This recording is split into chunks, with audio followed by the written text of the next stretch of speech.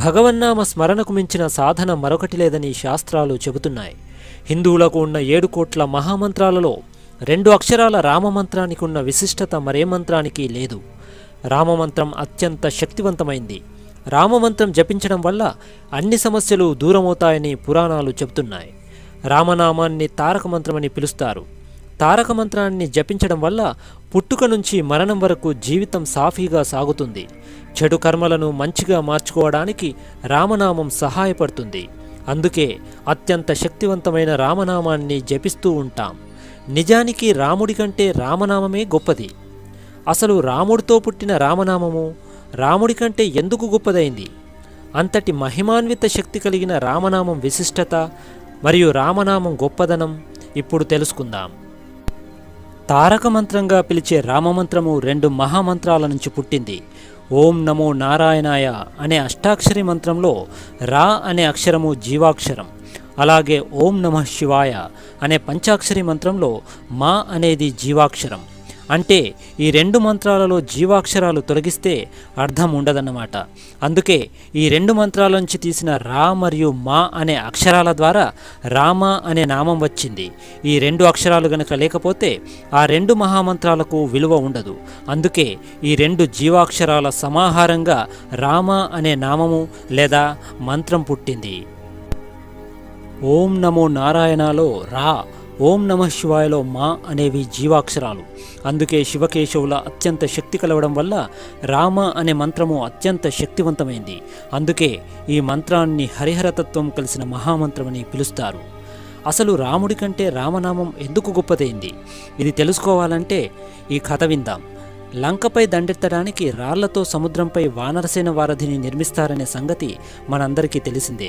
అయితే రాయిపై రామ అని రాసి నీటిలో వేయడం వల్ల ఆ రాయి పైకి తేలుతూ ఉంది. ఇదంతా చూస్తున్న శ్రీరాముడికి తన పేరు రాసిన రాయి తేలుతూ ఉంది కదా, తానే రాయి వేస్తే అనే ఆలోచన వచ్చింది. తనకు వచ్చిన ఆలోచనతో రాముడు ఒక రాయి తీసి సముద్రంలోకి విసిరాడు. కానీ ఆ రాయి సముద్రంలో మునిగిపోయింది. అప్పుడు రాముడు ఆశ్చర్యపోయాడు. తాను వేసిన రాయి మునిగిపోవడంతో రాముడు వెంటనే తన పక్కన ఉన్న హనుమంతుడిని అడిగాడు. అప్పుడు హనుమంతుడు, రామ అనే మంత్రం రాసిన రాళ్లే పైకి తేలుతాయి, మీరు వేసిన రాయిపై రామనామం లేదు కదా, అందుకే మునిగిపోయింది అని హనుమంతుడు వివరించాడు. ఇలా రాముడి కంటే రామనామం ఎంతో బలమైంది, శక్తివంతమైంది మరియు విశిష్టమైనదని భావించడం మొదలుపెట్టారు. రామ అనే మంత్రంలో రా, ఆ మరియు మా అనే అక్షరాలున్నాయి. రా అంటే అగ్ని, ఆ అంటే సూర్యుడు, మా అంటే చంద్రుడు అని అర్థం. అంటే రామ అనే మంత్రంలో ఈ లోకానికి మూలమైన 3 శక్తులున్నాయని తెలుస్తుంది. రామ అనే పలికేటప్పుడు రా అనే అక్షరాన్ని నోరు తెరుచుకొని మనలోని పాపాలన్నీ బయటకు వచ్చి అగ్నికి ఆహుతవుతాయి.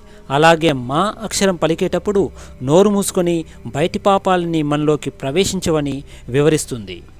రామ రామ రామ అని 3 సార్లు జపం చేస్తే విష్ణు సహస్రనామం చేసినంత ఫలితం లభిస్తుంది. శ్రీరామ జయరామ జయ జయ రామ అనే 13 అక్షరాల నామమంత్రం. ఈ మంత్రాన్ని జపించడం వల్ల విశేష పుణ్యం లభిస్తుంది.